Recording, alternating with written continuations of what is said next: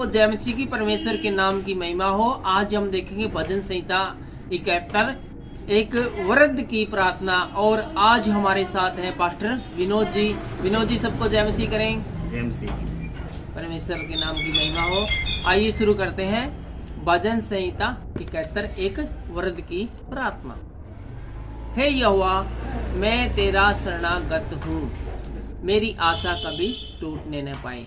तो यहाँ पर हम देखते हैं कि एक बुजुर्ग व्यक्ति है, वो प्रार्थना कर रहा है और बुजुर्ग आदमी के लिए स्पेशल प्रार्थना की गई है। एक बड़ी एज हो जाती है, बड़ी उम्र हो जाती है, तो उसके बाद लोग हैं वो ध्यान देना उसकी तरफ कम कर देते हैं। सब अपने ही कामों में, अपने ही ख्यालों में खोए रहते हैं। लेकिन ऐसे में ये जो बुजुर्ग आदमी ये क्या प्रार्थना करता है, किया हुआ मैं तेरा शरणागत हूँ, मैं तेरे पास आया हूँ और मैं तेरी शरण में हूँ, मेरी आशा कभी न टूटने पाए। जिस प्रकार दुनिया वालों ने मुझे एक साइड लाइन कर दिया, अलग कर दिया, सब अपने ही कामों में मगन है, तू ऐसा न करना। मेरा तुझ पर बड़ा अटल भरोसा है, मेरा भरोसा टूटने न पाए।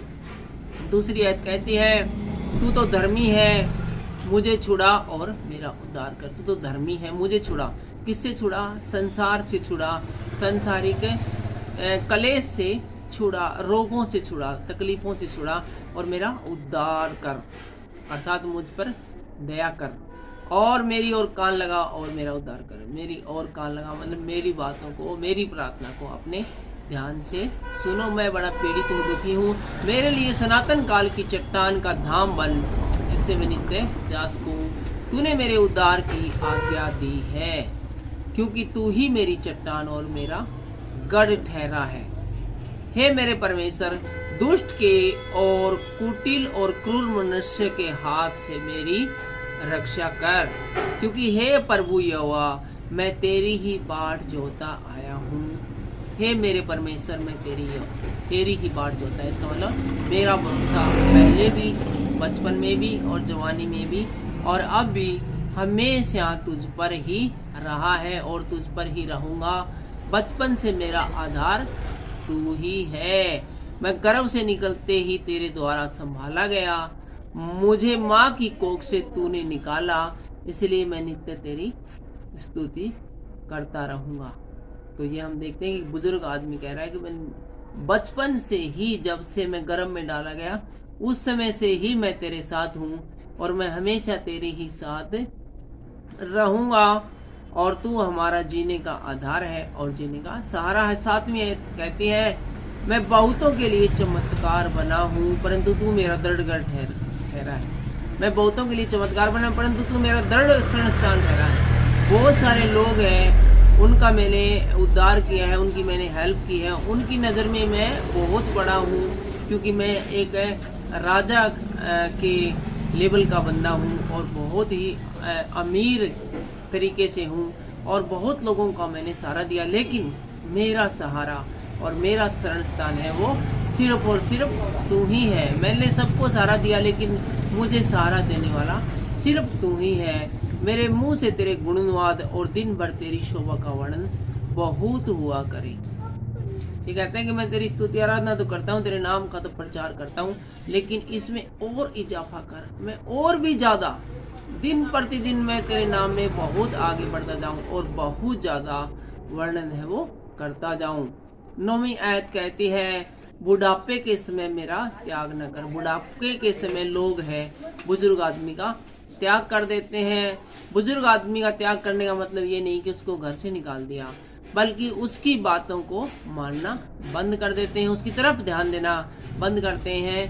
अपने आप को ही लोग बिजी रखते हैं और उसको ज्यादा ध्यान नहीं देते, जिसका कि बहुत बुरा असर बुजुर्ग आदमी के दिलो दिमाग पर पड़ता है और वो सोचता है कि इस दुनिया में मेरा अब कोई काम नहीं है, इस जीने से तो मरना वाला है, अब मुझे कोई भी नहीं पूछता है। ऐसी गलत फीलिंग के कारण है वो बीमार पड़ जाते हैं और बहुत सारे तो मर भी जाते हैं।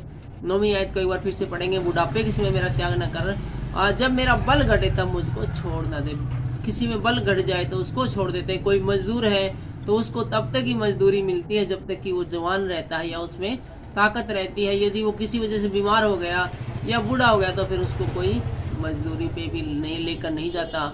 लेकिन यहाँ पर ये व्यक्ति परमेश्वर से रिक्वेस्ट करता है कि जब मेरा बल घटे या मैं जब बुजुर्ग हो जाऊं तब भी तो मेरा साथ नहीं छोड़ना, क्योंकि मेरे शत्रु मेरे विषय बातें करते हैं जो मेरे प्राण की ताक में है। वे आपस में सम्मति करते हैं कि परमेश्वर ने उसको छोड़ दिया। लोग मेरे पीठ पीछे मेरी बुराई करते हैं कि अब तो इसके साथ में परमेश्वर भी नहीं है, परमेश्वर ने भी इस बंदे को छोड़ दिया है। उसका पीछा करके उसके पकड़ लो, क्योंकि उसका कोई छुड़ाने वाला नहीं है। और मेरे शत्रु बात करते हैं कि अब इसका पीछा कर है, इसका सब कुछ हड़प लो, क्योंकि उसका कोई छुड़ाने वाला नहीं है, उसकी तरफ से अब कोई नहीं आएगा। 12वीं आयत बताती है, हे परमेश्वर मुझसे दूर न रहे, हे मेरे परमेश्वर मेरी सहायता के लिए पूर्ति कर।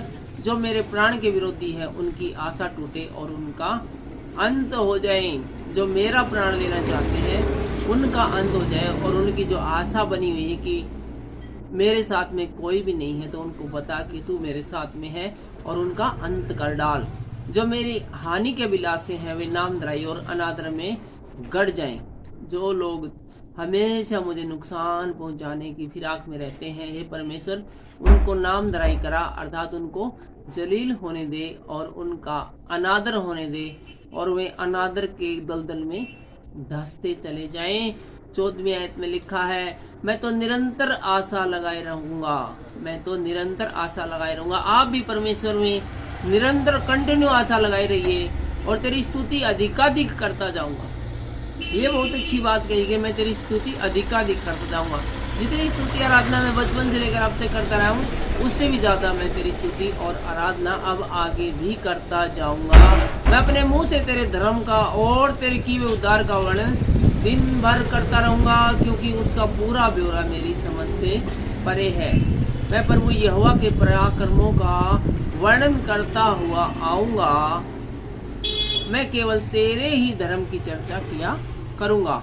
हे परमेश्वर तू जो मुझको बचपन से ही सिखाता आया है, और अब मैं तेरे आश्चर्य कर्मों का प्रचार करता आया हूँ, और मैं अब तक तेरे आश्चर्य कर्मों का प्रचार करता आया हूँ। इसलिए हे परमेश्वर जब मैं बूढ़ा हो गया और मेरे बाल पक गए, तब भी तू मुझे न छोड़, जब तक मैं आने वाली पीढ़ी के लोगों को तेरा बाहुबल और सब उत्पन्न होने वालों को तेरा पराक्रम न सुनाऊं।